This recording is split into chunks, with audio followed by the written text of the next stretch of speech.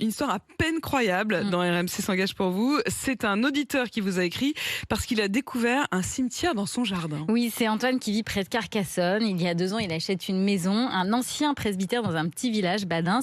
Tout va bien jusqu'au moment où il veut creuser une piscine dans son jardin. Et là, il découvre, qu'est-ce qu'il découvre? Des centaines de squelettes à quelques centimètres du sol, comme a pu le constater Benoît Ballet, qui est allé sur place pour RMC. C'est chez moi, mais en fait, c'est un cimetière, apparemment. Bon, de toute façon, il n'y a qu'à creuser, je vais trouver. On va trouver 3 personnes, hein. Combien il y a d'os, là? 30.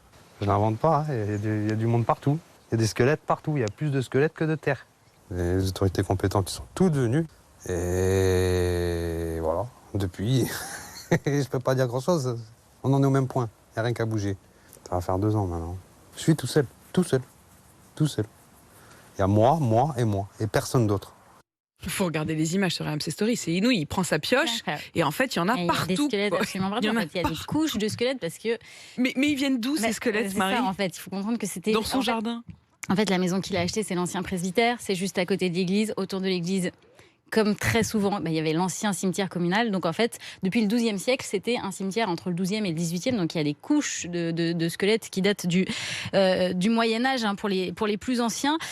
Sauf que, évidemment, Antoine, quand il a acheté le presbytère, il n'en savait rien du tout. Il a l'impression de s'être fait berner par l'église. Du coup, on a posé la question à Jean-François Bourdéroux, l'économe du diocèse. C'est lui qui était responsable de la vente.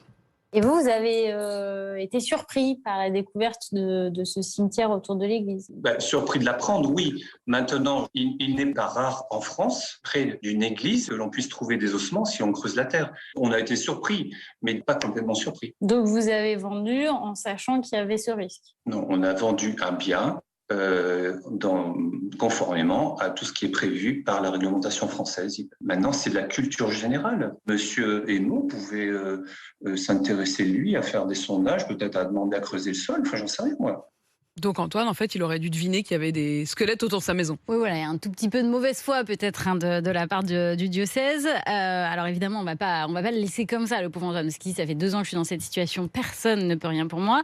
On l'a mis en contact d'abord avec un juriste qui travaille beaucoup pour RMC s'engage pour vous, qui s'appelle David Ruon, qui va mettre en demeure l'église pour vice caché. Et puis on a contacté la direction générale des affaires culturelles d'Occitanie qui gère ce genre de problème. Antoine les avait contactés, mais il se passait pas grand-chose depuis.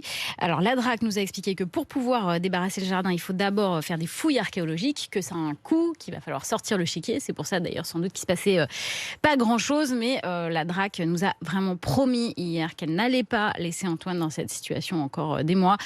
Donc voilà, en tout cas, on va suivre l'affaire d'Antoine et on espère que la DRAC va faire bouger les choses, faire des fouilles archéologiques et débarrasser le jardin du pauvre Antoine. Parce qu'en plus, on lui dit, il faut que vous préserviez. Ça, il n'a pas le droit, il n'a pas le droit d'y toucher. Il doit les garder en bon état et les conserver. Donc il est complètement coincé, on ne peut pas le laisser dans cette situation. Et évidemment, vous suivrez ce dossier pour RMC Marie avec Benoît Ballet. Il a l'air de le prendre plutôt avec le sourire, Antoine. Mais enfin, il y a un moment où il va falloir quand même que les choses avancent.